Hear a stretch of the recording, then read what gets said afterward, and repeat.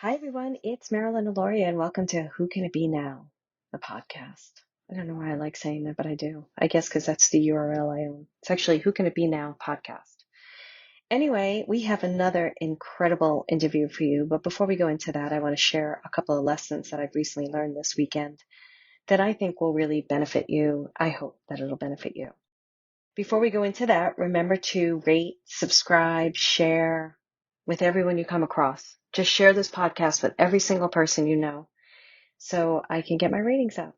Yay! Anyway, I'm a little tired. I've been in a virtual retreat all weekend, and I'm actually recording this on Saturday afternoon in my meditation exercise room, guest room, / I have a Peloton in here, a big comfortable bed, and it's now become my little meditation room, which I love. So I was just channeling right before I recorded this, and I figured let me record because there's a couple of things I want to share, and then that's it. So here I am with my guides, hanging with all of you and talking with all of you. I do hope that you've been enjoying the podcast. Do email us and let us know things that you want to learn.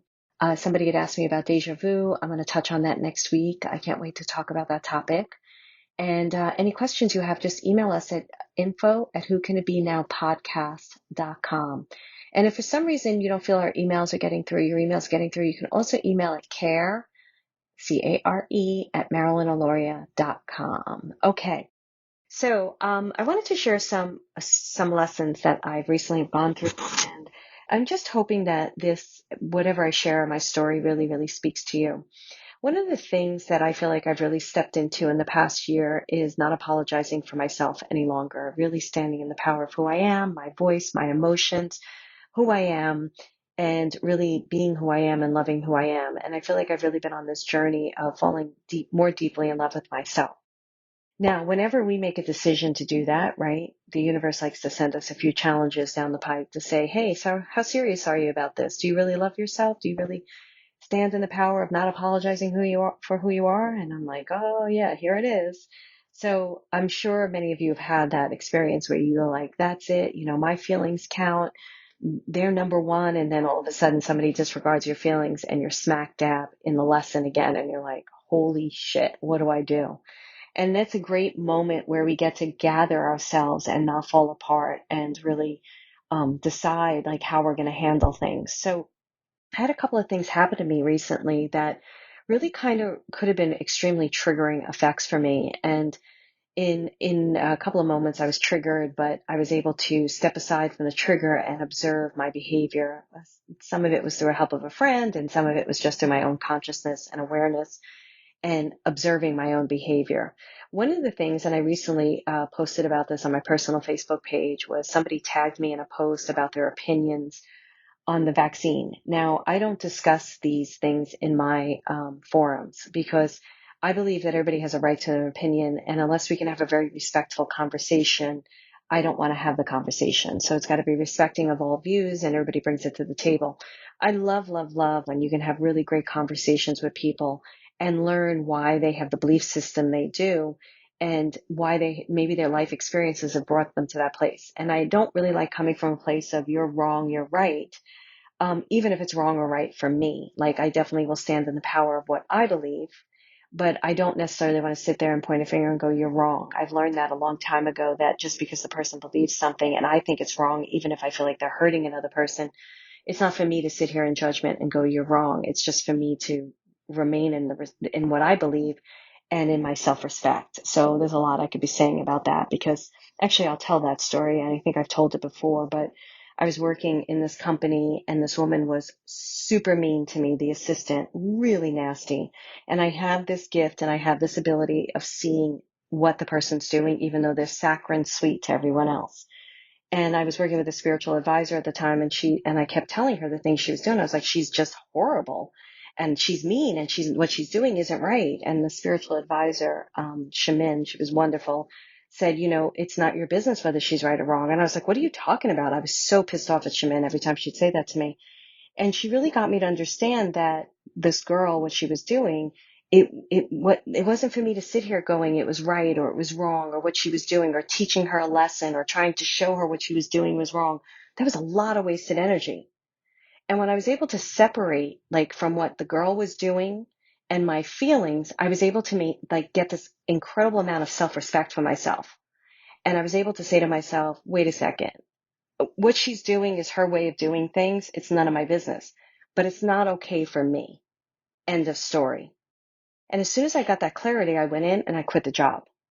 And I was still working for the person on her personal stuff, but I wasn't doing I used to be a bookkeeper on her personal books. And I um, was working for a couple of months. And then the bookkeeper, the new bookkeeper, who also threw me under the bus a little bit, or tried to, but I was like, see ya, have fun. I'm not playing this game. You can all play in this playground. I don't need to be part of this playground.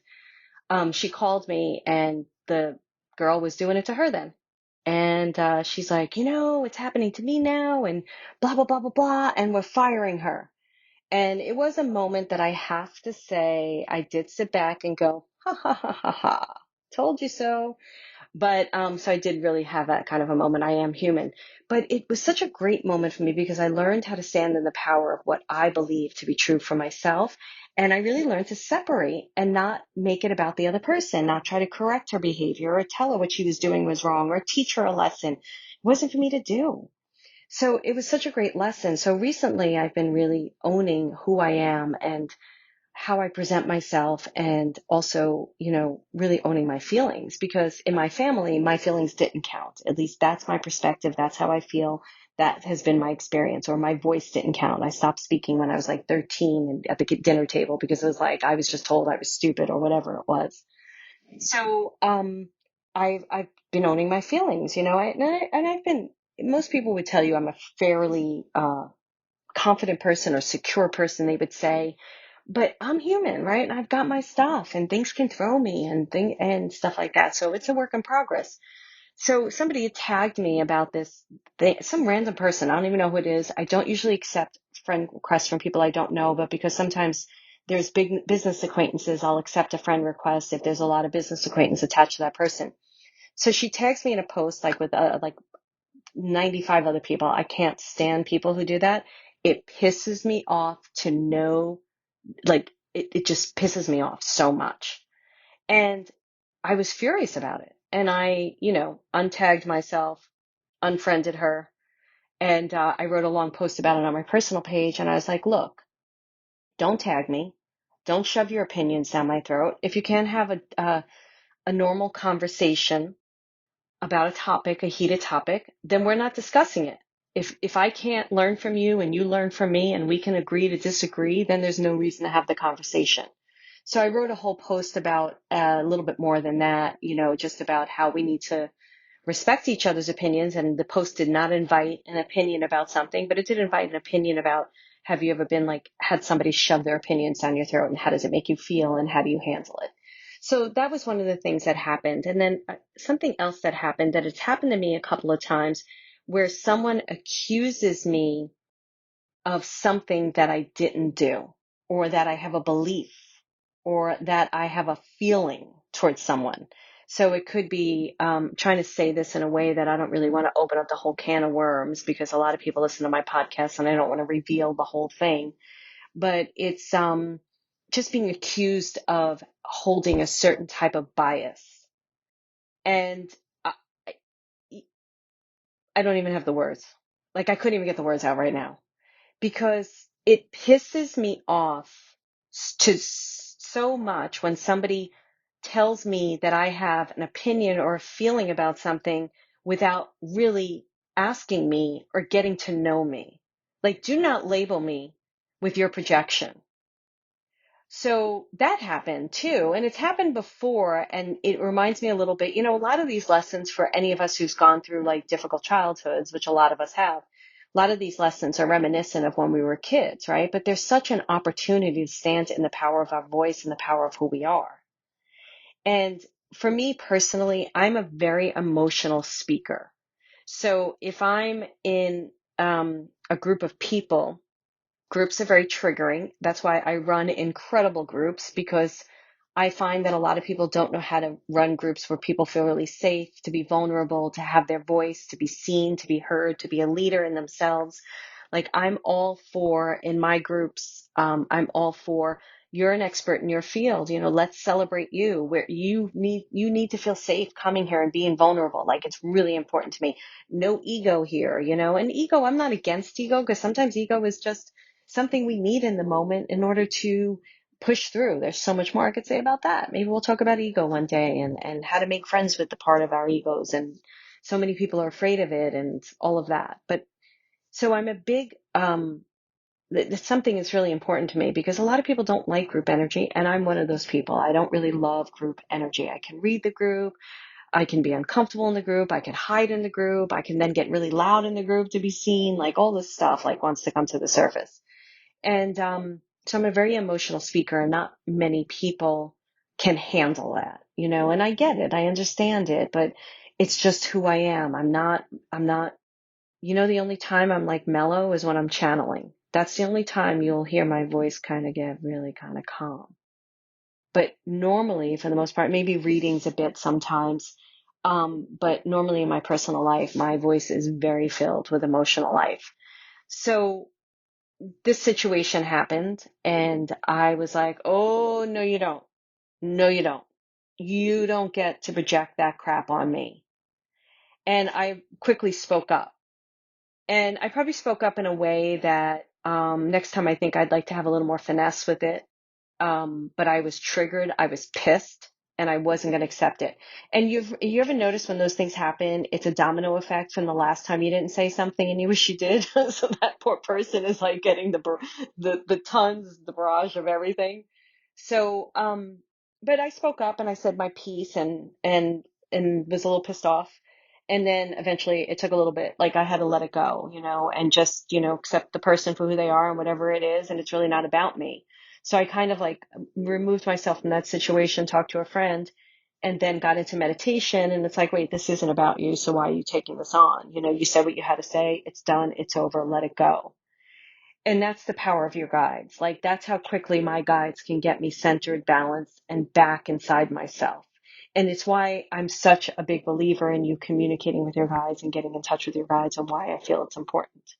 So I share all of this with you because I'm very much like a coach, a teacher, a believer of people really standing in the power of who they are, and not apologizing for who they are, not being mean to other people. Like I said, my triggering wasn't really the best. Like, my response wasn't the best, but if I feel like I am, if I feel like, so another thing that happened, I was on a call, and my friend, I'm not going to say her name, but she jumped in on my time in the meeting, in the mastermind.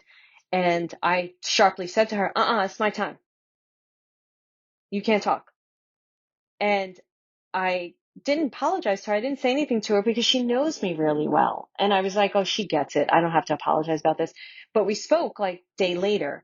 And I said, by the way, I'm sorry about that. I did that because a lot of times when we're in the mastermind breakout rooms and we're like masterminding and brainstorming, I tend to not say a word. I tend to take care of everybody else. And then time is up and I don't get my time. So I kind of jumped down your throat, and that was where it came from. And she was like, don't worry about it. That's what I love about you. You're so direct, and like, I get it. But if we didn't have that relationship and I reacted that way to someone, I would probably 9 times out of 10 apologize to the person and be like, oh, I'm so sorry. I usually do it in the moment. I'll do it right after. I'll be like, that was totally me. I'm so sorry. So what I'm trying to say to you is, accept yourself for who you are, stand in the power of who you are. It's not about bulldozing other people. It's not about not respecting other people for who they are and what they are, but it is about a self-respect for yourself. It's about really maintaining your self-respect. I remember a therapist teaching me that, and really being able to stand in your own voice. I think that's super important. Like, we're getting ready to do a whole membership week thing where you get to experience the greatness of membership through a video series we have, and it's called The Voice of Your Soul. And it's because your guides help you to get into your voice, your authentic, honest, true voice. So I share this with all of you because you're going to listen to Lori's interview today. And Lori was somebody who coached me for quite a while there. And I didn't even remember all the things she taught me we just had her in a membership and I interviewed her. And as I was interviewing her, I was like, oh my goodness, she's the one who taught me A, B, and C when I was doing all those readings. And I had moments in my readings where people were like going after me, and saying mean stuff and, after the fact or whatever. And I really like kind of lost my footing for a second. She was actually in a moment in my life where I was kind of finding a new grounding, a new foundation. And she was so beneficial to me and so helpful. And I really feel like you're going to benefit from this interview because we talk about source being your source, and just so many great things come out of this conversation that if you're growing a business or you're in a spiritual business, or even if you're not, I think there'll be a lot that gets shared in this interview with you that'll help you, most importantly, to really own your own heart and soul and to live from there. One of the best things I heard somebody say a while ago, and it was the kid who played in the movie Hurricane with Denzel Washington, and Oprah was interviewing him, and he said, Denzel Washington, can I say Denzel? Am I allowed to call him on a first name basis? Denzel Washington said to me, it's between God and you. That's it. Because he was like a new kid to acting. It was a big movie. And Denzel Washington said to him, it's between God and you. That's the most important thing. It's just between you and God. And whether you believe in God or not, I don't care what people believe in. Again, there's you have to find what's right for you. But that struck me. And not too long after that, I was doing a play with really catty women. I don't have patience for women that are mean to each other. And through the whole experience of the play, when they were like getting on me about something I was doing a monologue, and I'm not going to get into the whole story, but I kept saying to myself, it's between God and me. It's between God and me. And it really got me very, very focused. And all that noise, all that distraction, all that opinions about me not doing it right or not being good enough, or you can't do this, you can't do that, just fell away and dissolved. And it was just between God and me. And then I was able to receive whatever I needed to receive in the moment. And then also was able to respond from a really authentic place and a really good place. And what I find too with that is things don't feel like life and death. Like I remember in that play, I had to do a very difficult monologue of a woman who was violated. And at that point in my acting career, I was taught that you couldn't do a monologue to a blank space. So I had this incredible teacher, Suzanne Shepard, but she had a very specific way you had to do it to a person. So I would make somebody in the audience be my person, and we'd pick them ahead of time, but it made the person really uncomfortable because I was talking to them as the person who violated, whatever. Like it was very uncomfortable. And everybody in the play was like, especially the writer, she's like, you can't do that. You got to stop that. You're da da da da da da. And I remember just standing in the power because it was how I was taught at the time. And it was a really moving monologue. And I just remember being like, well, it's something I have to do. And I got through it and it was okay and everything was okay.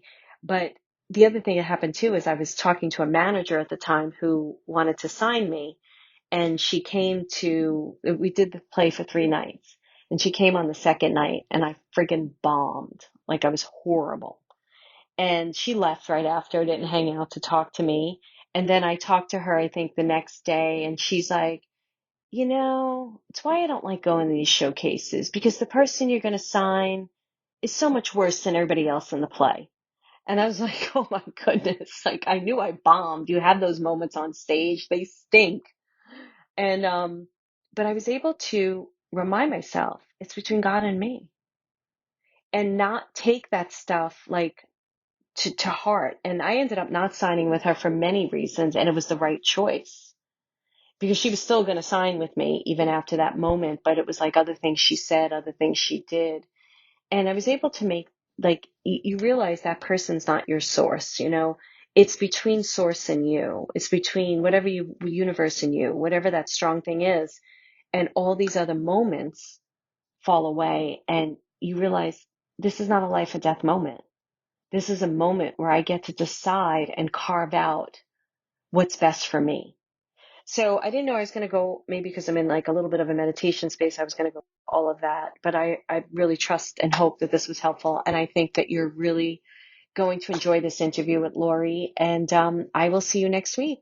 Thank you so much, and you'll probably hear a little bit of music, and we'll go right into the interview. I'll talk to you soon. Bye.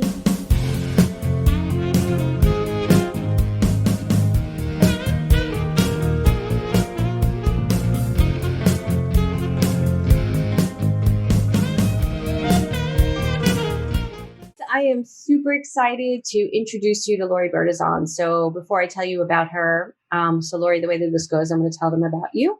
Okay. And then we're going to go into it. And then if there's any questions, we'll take some questions. I see a few of our attendees on here, and I know that more people will be joining on Facebook. So I met Lori, I think do you want to say 10 years ago or 8 years ago? Has it been? Yeah, I think it's been that long. Yeah. So she was recommended to me by a friend of mine when I was looking to do some work. I needed a healer or a therapist or something. She's like, you got to go to Lori Bertazzon. She's amazing. And I was like, okay. And I called Lori and I gave her a hard time on the phone. And my favorite conversation ever. The only person who ever was hitting me up for my credentials. I was like, wow, nobody's ever asked me that before. And I was like, yeah, I'll let you know. So she was on my mind, and for 2 months or so, I don't remember how long time passed, but I went to bed one night and it was between 3 people. And I said to God, you have to tell me who to work with. You have to tell me I need help.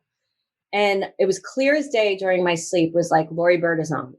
So I called her and we started working together, and it was some of the best work I've ever done with someone. It was really, truly phenomenal. Oh, thank you. It was really great. And it was during the time where I just bought a house. There was a lot going on, and Lori the way Lori works is so incredible that you're going to see. We're going to talk about it, but I've never seen anybody work like her, where she's so great at listening, knows intuitively what questions to ask. She's got a little wrist that does something, but we'll talk. I was going to wonder if you were going to bring that up.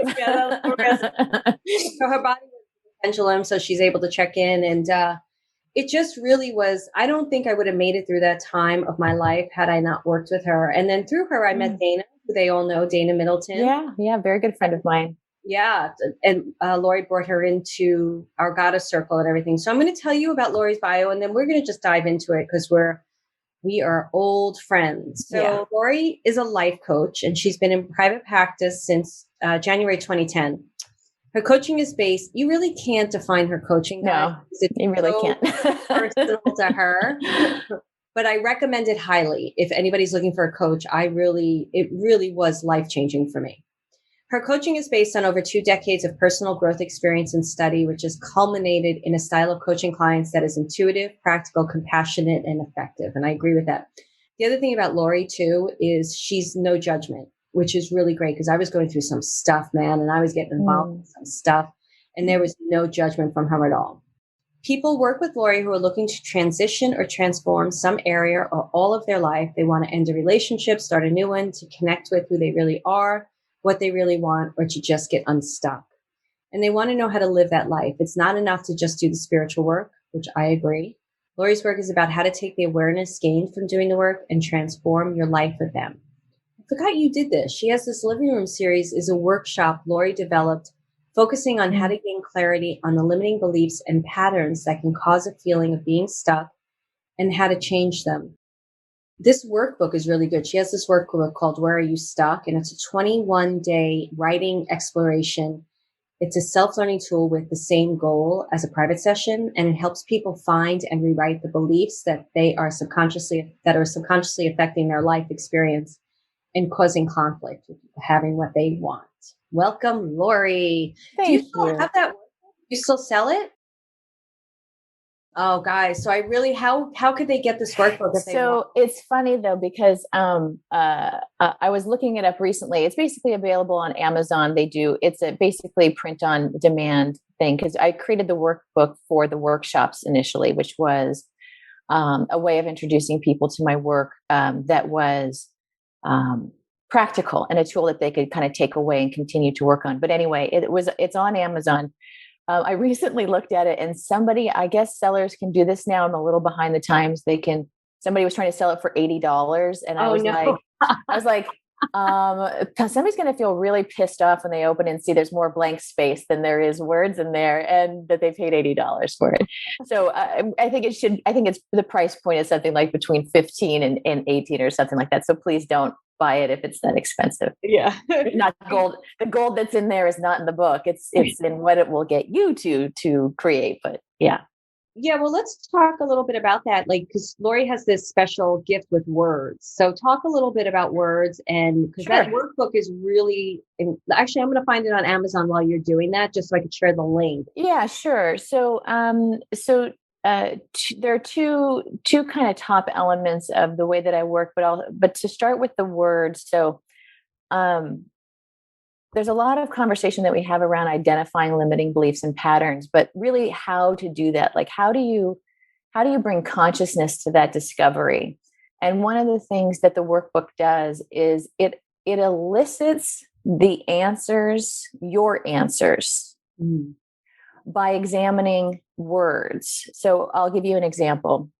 So in the workbook, it starts by asking you to think of it kind of like a free writing example. So you're going to do a list, a free writing on where are you stuck? Turn the page. What do you want? Turn the page. What's in your way? You're going to go back in and in the course of like 60 seconds, you're going to circle every word that pops out to you. So this is you speaking to you. This is your intuition directing you to what is catching your attention. Then you're going to put those words on scraps of paper into a jar. And over the course of 21 days or 30 days or whatever you want to do, the book is 21, you're going to pull a word out to examine it. And by examine, I mean, some people will look up the word in the dictionary. So let's use the word, I don't know, uncertainty, right? We're all kind of living there right now. Not everybody actually has the same definition of uncertainty, right? So what you're going to write each day is a short blurb, 15, 40 minutes, whatever you can handle, and examine the word. What does uncertainty mean to me? I can tell you what it means, what it has meant to me in my life. My life has been, like most people, filled with uncertainty, but how have I responded to it? What are my circumstances with that? And in that examination, that free-flowing examination, you're going to start identifying limiting beliefs and patterns. I believe uncertainty is not supposed to happen. I believe uncertainty is scary. I believe there's always something attached to it that's wrong. So from that place, then you can extract that out. You can choose to examine where it came from if you would like to. But the core of the exercise is then to turn that awareness into a positive affirmation or statement or a promise to yourself, however you work. And then to use that as a personalized affirmation, because the core of the workbook, the core of what I want people to understand is that they know what they need to know for themselves. And what we're trying to develop is the tools to facilitate us accessing it and using it. Yeah, I love that because, and I don't want to get off topic from a lot that Lori has to share with all of you guys, but this is a really great tool because we're always talking about how our guides tell us our words are diluted because we all have our own definition, our own experiences of things, and them diving deeper into what the words mean for them is going to help them have a clearer and stronger communication with their guides and with themselves, which I think is great. Absolutely. Because if you know, the trouble is we think we know what we mean. When I say the word burden, obligation, or responsibility, but obligation or responsibility is going to mean something very different to somebody who hasn't had to be responsible for someone else versus someone who's solely responsible for other people, as one example. So knowing consciously what that means to you will then support you when you need it in your life. You'll recognize it quicker. You'll recognize that that's something that needs more attention or less attention. I find it so, and I'm going to do this with you right now. So my mother's calling. Oh no. Yeah.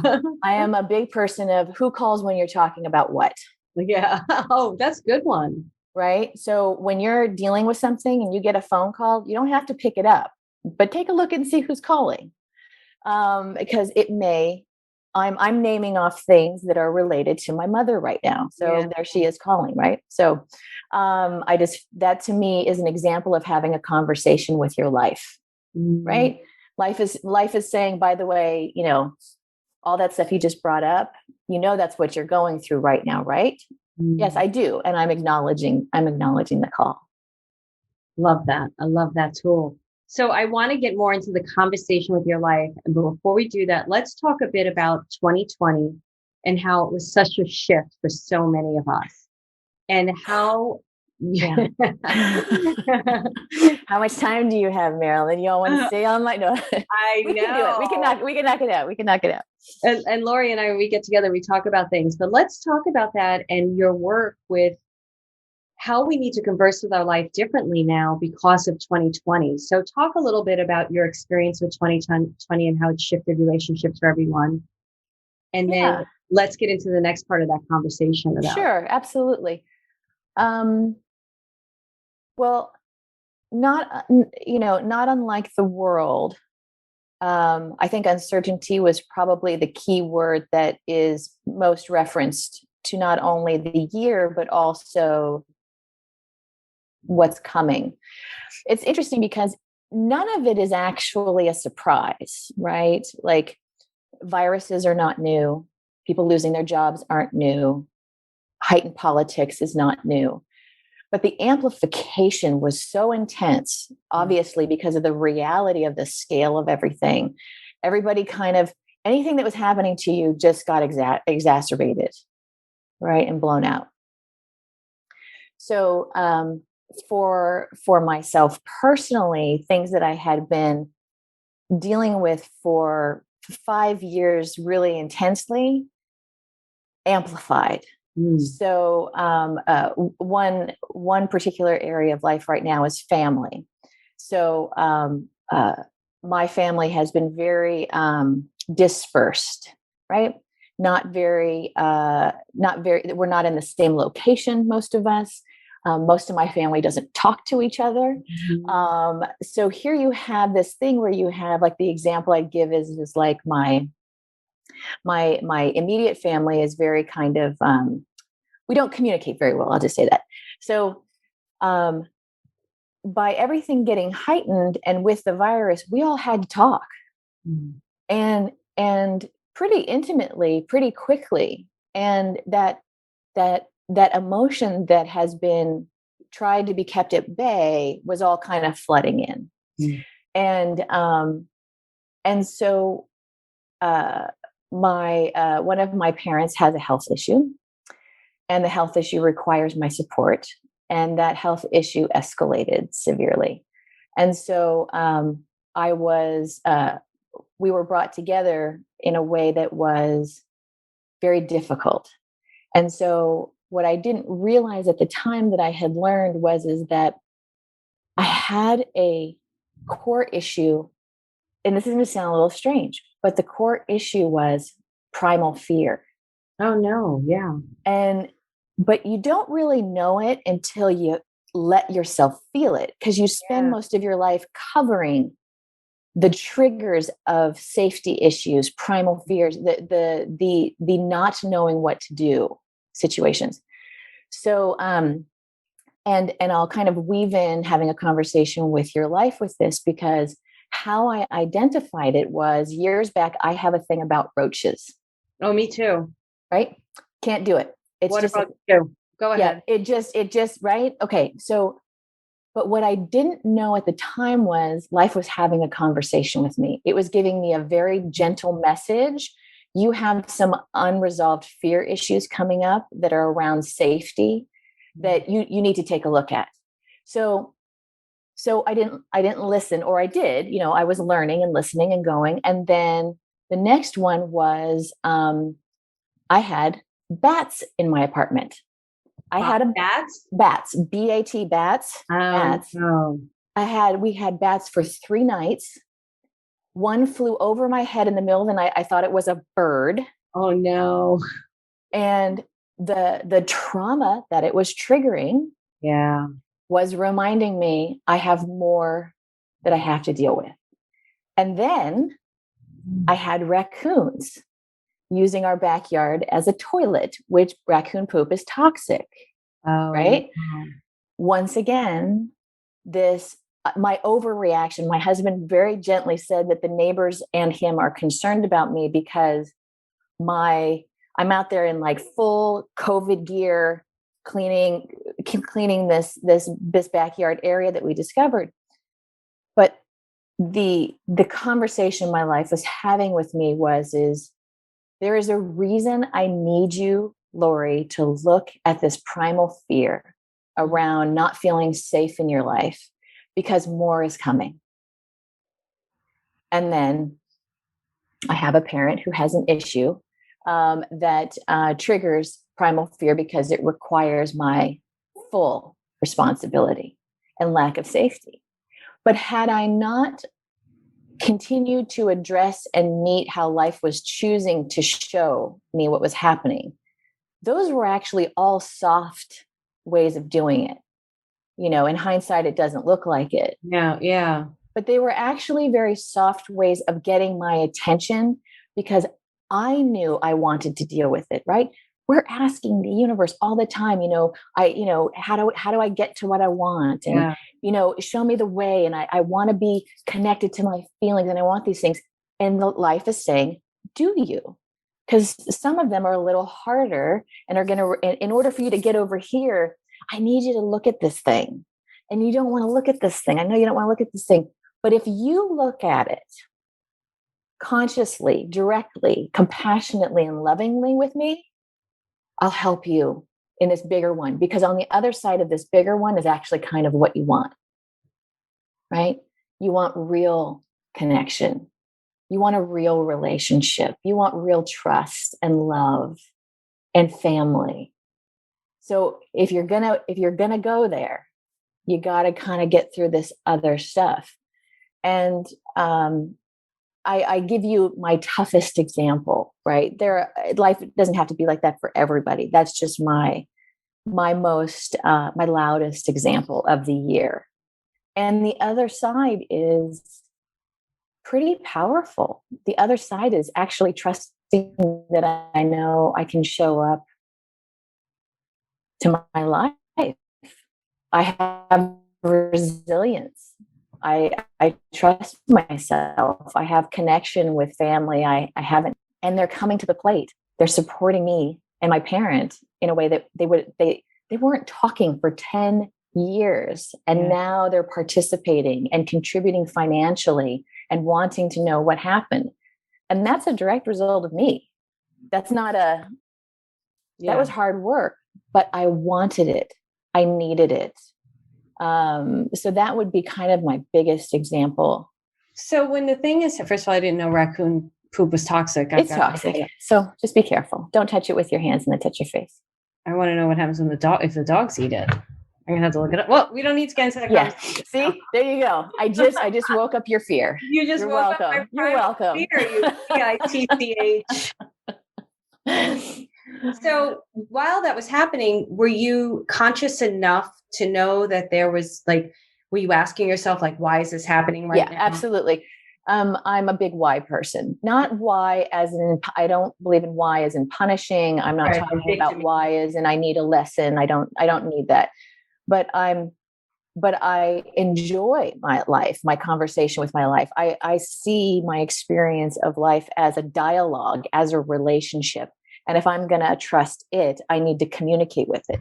So yeah, through that, I was using all of my tools, whether that was, muscle testing myself, getting in touch with my intuition, using conscious reasoning. Okay, literally sitting in my bedroom and going, okay, Lori, you're obviously having a huge reaction to this. Totally understandable. Let's say the bats, right? Totally understandable. Anybody I tell freaks out. But what is it reflecting right now in my life that I'm having a real reflect to me is the unsafety I feel in uncertainty. Yeah. that I won't be okay, that I need to control this situation. I need to get the bats out. I need to bleach the walls. I need to, plug up every hole. And because I've developed that relationship with myself, I am aware of that feeling that needs a little examination, that needs me to kind of go in and do a little journaling, talk to a friend that I trust that knows me. What do bats mean to me? Disgusting, scary, blood sucking, illness, COVID. That it wasn't here yet. That was a big one. A year later, I was like, oh. Oh yeah. But what it teaches me and builds within me is a resilience to say, I can do this. Yeah.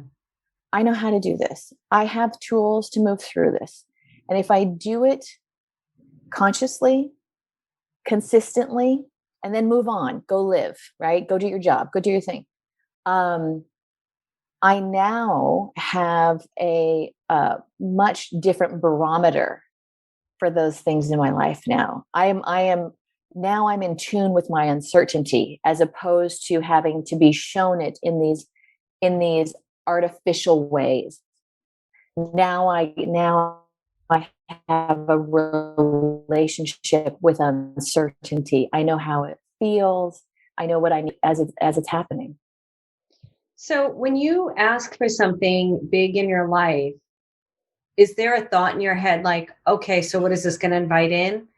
Is this now the conversation that you're having with your life, is that is an everyday thing now, isn't it? So it's like a relationship with a friend. I might not talk to them every second of every day, but I'm aware when something, I'm now attuned to the feeling of when, oh, I should probably take a look at that. Yeah. I should probably, that's come up a couple of times. Or I noticed a friend, I've noticed the word, like, I think Marilyn, something you've done, you notice something is said 3 times to you and you're like, okay, I probably should take a look at that. Something's coming up around that. Positive and negative, which, for me, I prefer to take out both. So if we take out the judgment around what a word means, or if I take out the judgment of what it means to me that I have this fear of uncertainty or bats, doesn't matter if it's good or bad. If I just take that out and can assess it, then I'm quicker to develop that muscle of that conversation. So I don't have to wait for things to get backed up and problematic. I'm sooner to address it. So I'll give you an example.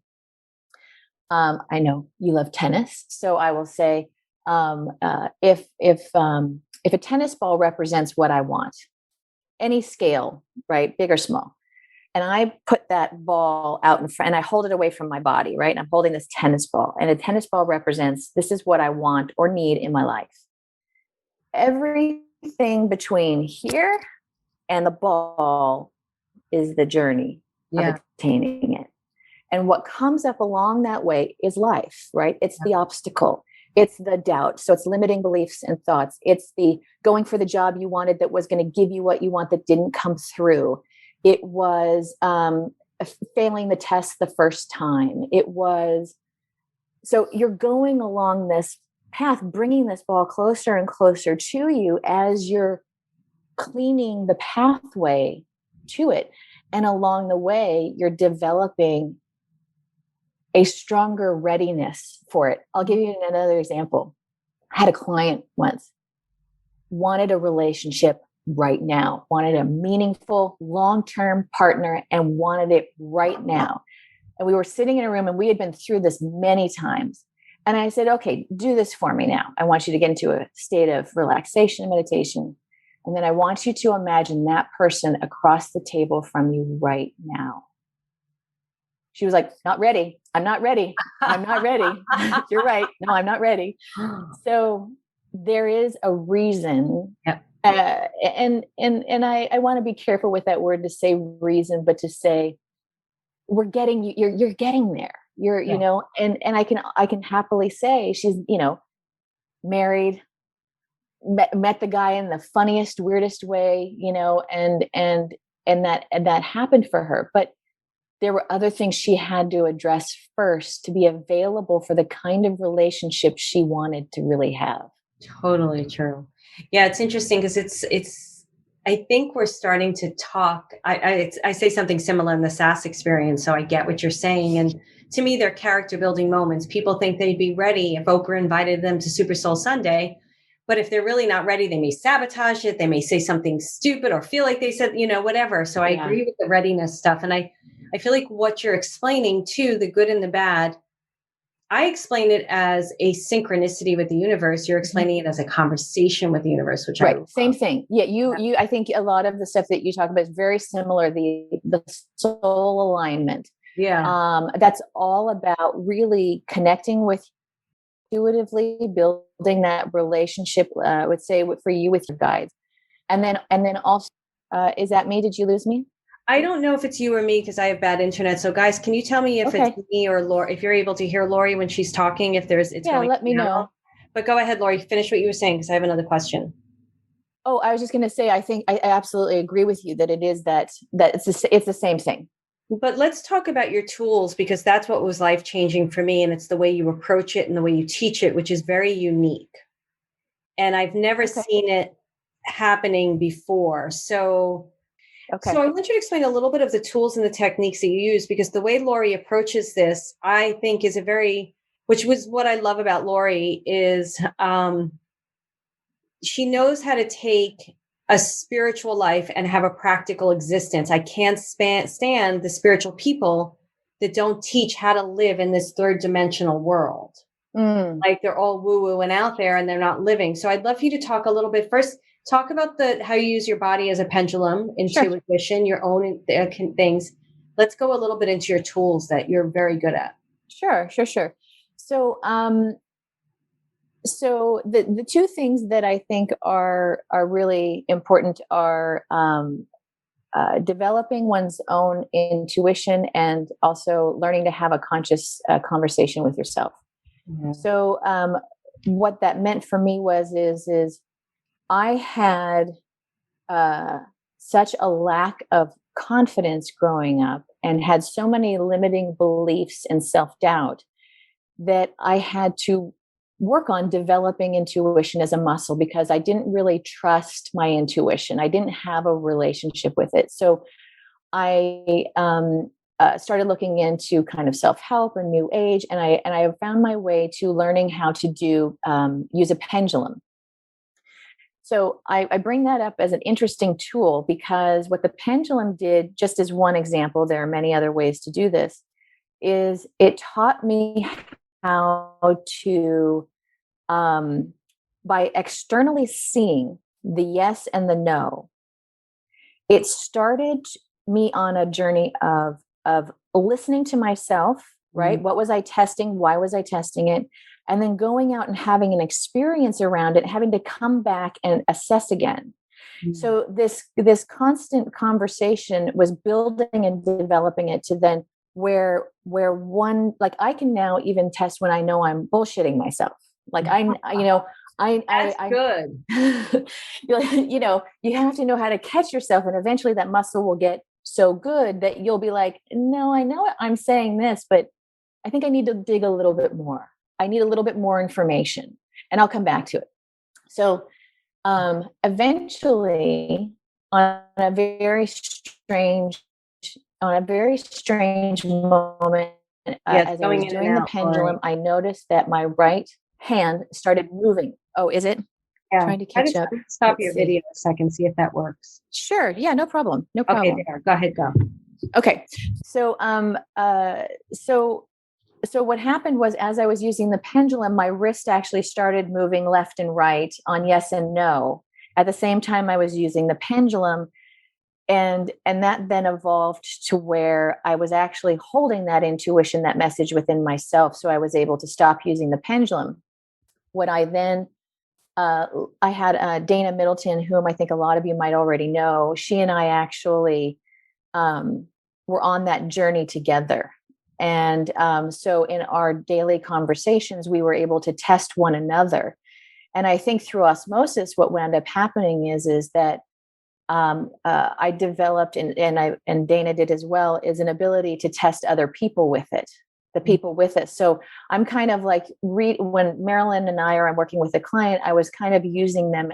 I became kind of a bit of a divining rod, I guess you would say. You kind of like, I would be able to pick up on her energy if she was holding something that was counter to what she was saying, not because she didn't mean it, not because she didn't believe it, but there was more to be had behind it. Just a little digging needed to ensue. So that then, what that does is that instigates a practical conversation for you to start addressing the limiting beliefs. So if somebody says, am I lined up for, getting this job? I would muscle test at that time and say, well, either it was a fear, a block, limiting belief, or just low vibrating energy. And then once we identified that, we would move through it. But it's very important that you hear this part. It was not about me being right. It was not about me telling another person their truth. This was me using a session to support them. My intention is to support them in developing that for themselves. So the exchange was actually demonstrating a conversation that they would then have with themselves. I have to say, I did eventually phase out muscle testing because I found it also created dependency in some situations. And so I did wind up removing that. So I will use it for people, but it's always with the caveat that they have to tell me what they're thinking and feeling first. It was a really important period of time in the work, and Marilyn was there during that time. But that's a bit of the caveat I would give with that for me, the work is about empowering somebody else to draw on their own resources and what they know. And if somebody becomes dependent on your answer, that's not really helping unless you're all clear that what you're doing is supporting that other person in finding their answer. They are their source. You are your source, not somebody else. Yeah, I love that. Sorry, go ahead. No, please. No, I love what you just said, because you can render people powerless. So people would be like, Lori, what do you think? I used to say, what's the wrist say? Right. Tell me what the wrist says. And it is a way of I would turn off my conversation with myself, my own feelings, and put the power in your wrist and wait for the wrist to tell me what was right or what was wrong or what I should do or what I shouldn't do. Yeah, very not much what I had intended. And I was very grateful I was able to see that and identify it quickly, and that the people that I was working with at the time were of a mindset that wasn't something that, that we were able to communicate about it.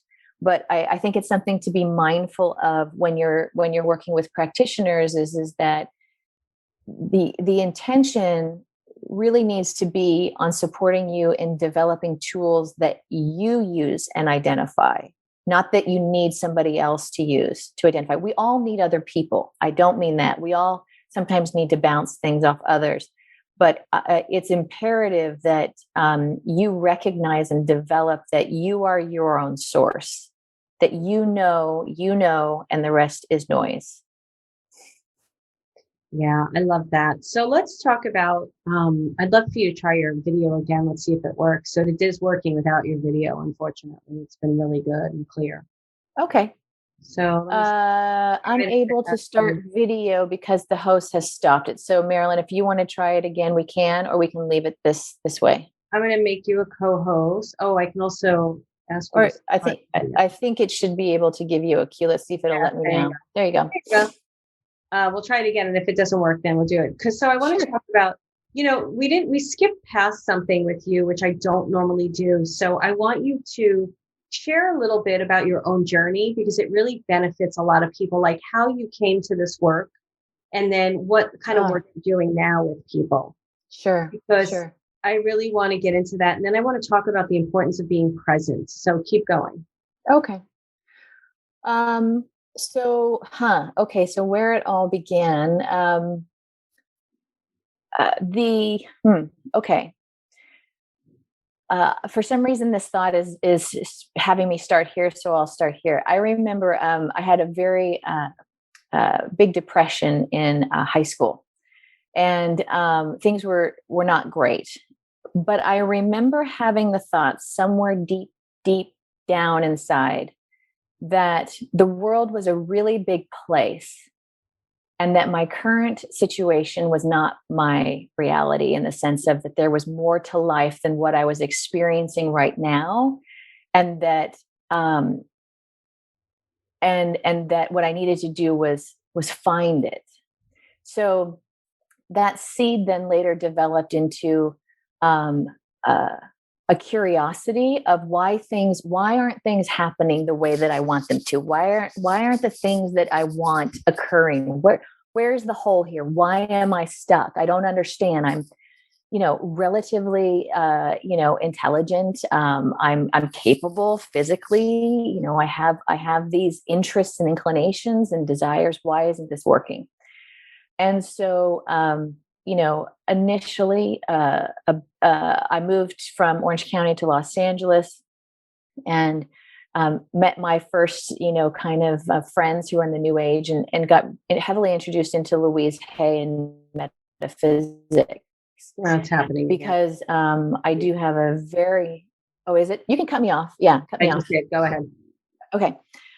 So I really got very heavily into mind-body connection, and that mind-body connection really, her work really translated. I identified with it, that if I had an illness, that there was a conversation with my body that I could have on top of seeking medical help if needed, that started to develop a way of addressing life.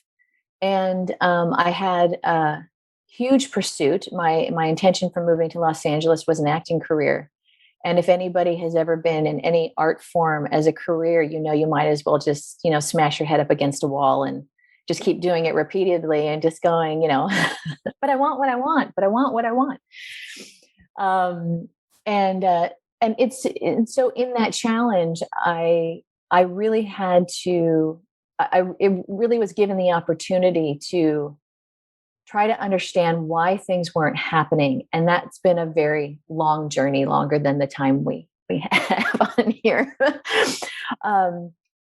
But what happened is that through those different iterations, I think one of the big changes was both meeting my husband, who is, he is an amazing artist. He thinks differently than anybody I've ever met, and has no creative blocks. He has there's other obstacles in his life, but he does not have creative blocks. And so meeting him, and then also Dana Middleton and I starting to work together, and really on a very intense level, a kind of deep diving into why are we not getting the experience that we want? What is the obstacle? And that really led to the work that I wound up starting to do, which Marilyn again came in the very early stages, which was I realized I had a very strong ability in listening past the words. Mm-hmm. And it was imperative to me in the work that I was doing that spirituality for its sake was not what I wanted. If what I believed was not going to change my actual life, it was irrelevant. Right.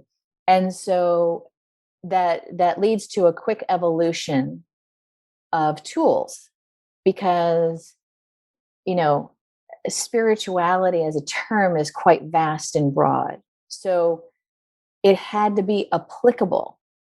It had to support me in changing something, an experience, a perspective, a relationship, and move me forward. Or I was, and I can wax poetic and get extremely esoteric on you. I love that, but I needed it to drop down into earth and actually change my life.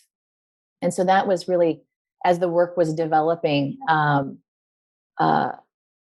using the spiritual conversation in what was happening now. where are you stuck? Marilyn, what's going on this week? Where are you finding resistance? Let's work through it. What is it that you want to happen instead? And what is it that you think is in your way? And that became really the key foundation to the work that I was doing. Go ahead. Yeah. Oh, no, go ahead.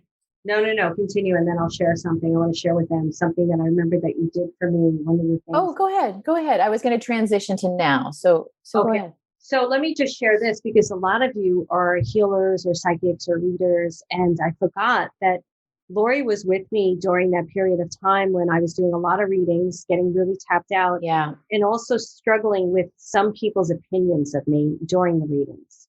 And so my work with her was crucial. It was you, and I was working with another healer who's doing hands-on body healing work, because I had to get really strong as a reader in order to continue doing the work that I was doing, even though some people were like not, calling me names or not liking what I was doing, or I was having some bad reviews or things like that happening. And I remember Lori saying to me, you have to realize, and this stuck with me forever, and this changed the way I did readings, changed the way I work, Lori, actually. So I want to suggest to you, because I want to talk about the present day and then how people could work with you if you're still doing this work. But she said to me, what you don't realize is that at that time during the readings, people are coming to you, and no matter what they get from you, that's what they need to get in the moment. So if they walk out of here hating you, you've now facilitated something for them that they definitely needed. And I believe we did that kind of work because she understood like the integrity I was bringing and what I wanted to do in the work. And she recognized that I was in full integrity there. So if the person was going to walk out of my space and couldn't stand me because of what I said or didn't believe me, that was the experience they had to have. And that released all my responsibility to having to shape the reading or have the person like me or have any of that type of experience. And it's actually shaped, I would say it's something that has stayed with me, and I've taught it to people that because it was taught to me. And I'm saying to all of you guys that are listening, the work that I do with her is what completely shifted how I work with other people. So I wanted to throw that in because I forgot that was some of what we were doing together. Yeah, that was a big piece. It was, I think that's where the role of when one is having a conversation, or especially when I was in session with a client, we need to release ourselves from judgment in order to have an honest conversation. So we can't bring in our own assessment of whether my circumstance, my thought, or my feeling is good or bad. Okay, in the absence of good or bad, what are you actually feeling right now? What do you actually want right now?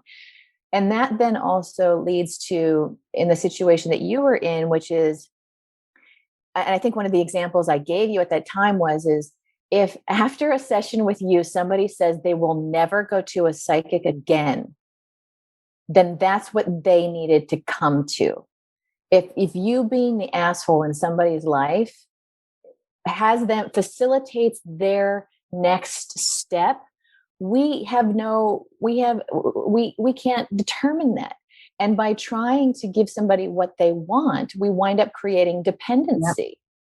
And that's not what healing is about. That's not supporting and helping somebody. And it's a tough thing because a lot of us, depend on our livelihood. And, so there's much to be examined behind that in our own assumptions and expectations. When I get off a call and, if I get off a coaching session and I hadn't resolved with them, they hadn't resolved and they're left in this stasis of discontent, my natural state is to want to fix it.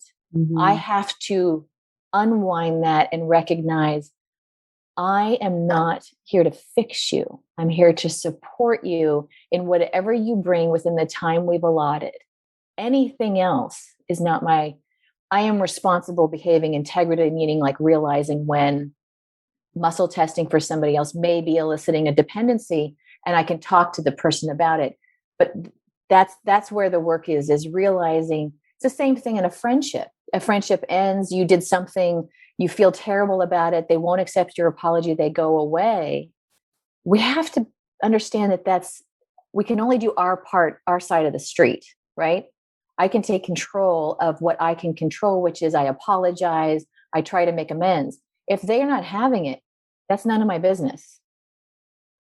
Yeah, I agree with that completely. And I think I'm so glad that we came to this conversation, because there's so many people here that are having a business, and it's something a lot of them struggle with. And it gave me an incredible amount of freedom to show up and be who I am. Like you said, be in the integrity, like you did with the muscle testing. You're like, maybe this isn't working. And I came to my own things with readings and stuff, like, I don't know if I want to teach people how to do this for themselves, and you're able to get more into your authenticity by having that deep conversation with yourself. So, right. Also, it takes the pressure off of, it's important that, for me, it was important that my client is not my source for income. Totally.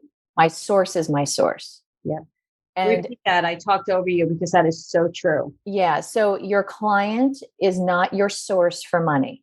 Right. Your source is your source. So whomever you hold in your your higher self, that relationship is the one to be developed around money, not looking at a client that, especially as an entrepreneur, especially in this kind of work, it interrupts the relationship in a way that will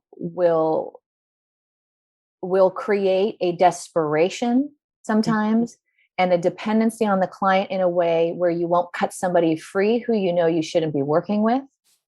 You will say yes to something you would otherwise not, and it will compromise you. Now, those are some lessons that have to be learned, and they're tough ones, and the line moves. But keeping that at the forefront of your mind as you're creating contracts with people or starting to work, I think is critical to maintaining a sense of wellness in yourself and in your practice. Yeah, I agree with that. I remember early on starting out with readings, and I was like, this can't be about the money, because God is my source. And every time I turned to that, like if a client dried up or I wasn't booked, for a certain amount of weeks, when I was booked usually 2 weeks in advance in the beginning, I'd be like, all right, God, giving it to you. You send me who you need to send me, whatever it is. And it is true. And certain people, I'd be like, get out of my house and here's your money. I don't want to work with you. So it's another example of conversation with your life, right? Yeah. Your money is a conversation with your life. So what's the money saying? Where does it need to go? Where does the effort need to go? Is it because you need to back off clients because there's an area of your life that needs attention? Or is it about a restructuring in the work? Do you need a pivot? Go a little deeper into that, Lori, because I agree with that. And I think that that's a really important conversation. So let's talk about the conversation with money and conversation with life and what that means a little bit. Yeah. Just in that, if in your practice you're finding, if money is the conversation and you're finding either that money is coming in or money is drying up, that's a great time to go in and check in with yourself about what's coming up. Is it a scarcity issue? Is it a future issue? Is it the uncertainty of being an entrepreneur? What's the trigger for you that money sends when it goes one way, or if money is coming in and it's flowing and you're feeling a little excited and scared at the same time? Are you going to be able to handle it? Will I have enough resources if I grow? Marilyn is smiling.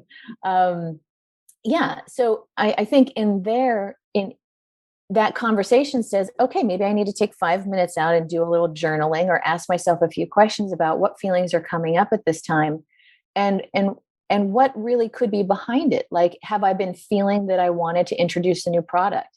Have I been feeling like I want to move away from clients and start introducing some workshops? Have I been feeling like I needed a vacation and I need to start planning for that, and I have money coming in and I need to kind of give myself the permission to start planning that and trust that I'll have enough money on the other side? Those are the kind of questions that I would ask. That conversation that your life is having with you is giving you an opportunity to do a conscious examining in short time. This can be minutes. It doesn't have to be like an hour thing, but it can also be just a way of checking in to see what's next for you. So do you find, Lori, because these conversations keep you, it sounds to me like the conversation you're having with your life keeps you in an empowered place in the sense of that you're responsible for your life. So you're responsible for choices, every choice you make. Do you find yourself in constant conversation, not in a way that's dragging you down, but in a way that is allowing you to co-create with the universe through this conversation? And I guess, yeah, so that's my question. Yes. This is not happening every second of every day. I realize that the condensed conversation of in our hour will make it seem that way. So yeah, no, it's very spaced out. This is work that I have integrated into my life, so it's more conversational now. It's I have a relationship now where I can tell I need to write today. I've got some feelings, not sure what's going on. It's been a couple of tough days. I'm going to sit down and write a little bit, and through that free writing, I might kind of develop an awareness of something that could be good, or it could be grief, or it could be, I noticed that there was this issue coming up around money and I want to address it. So as far as the co-creation aspect, I feel like more of an engaged participant because in my life. So I feel like I'm more co-creating with my life because I'm actually listening and I'm talking. I'm listening through my intuition and I'm talking through my conscious reasoning.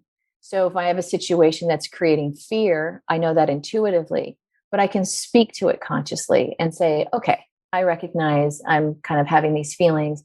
Maybe I'm going to take a minute to dive in and just kind of see what's going on and what it is. What do I need right now? What's in my control? And through that, I mean, there's a slight difference in, we use the term a lot about being present. Yes, you are present when you're doing that, but I'm taking it a little step further, I think, in that using that present state, I can engage in an active conversation. So it's just a little step further where I would take, yes, we all want to be present. You want to be present in a conversation. But what I'm really saying is to be present to yourself and then engage it in a conversation. By a conversation is a broad term for whatever tools you have that allow you to check in with yourself. Yeah, and I agree with that because that helps you to make decisions and choices in the moment based on who you are today, not based on what happened to you 5 years ago. Right. So exactly. It's really beneficial. So Lori, is there anything like that you would love to leave us with? We're in this period right now. We're ending the first quarter of 2021. It's definitely an interesting time. With everything that you teach, what would be the most powerful or beneficial thing that someone could do in terms of their dreams and that journey that you discussed early on? Oh, the loudest thing that keeps coming up in my head is go in. Go in and give yourself the time and space that you would in any other relationship. Trust is probably the most important development in a relationship. And that includes the one with yourself, with your source, and with the people in your life.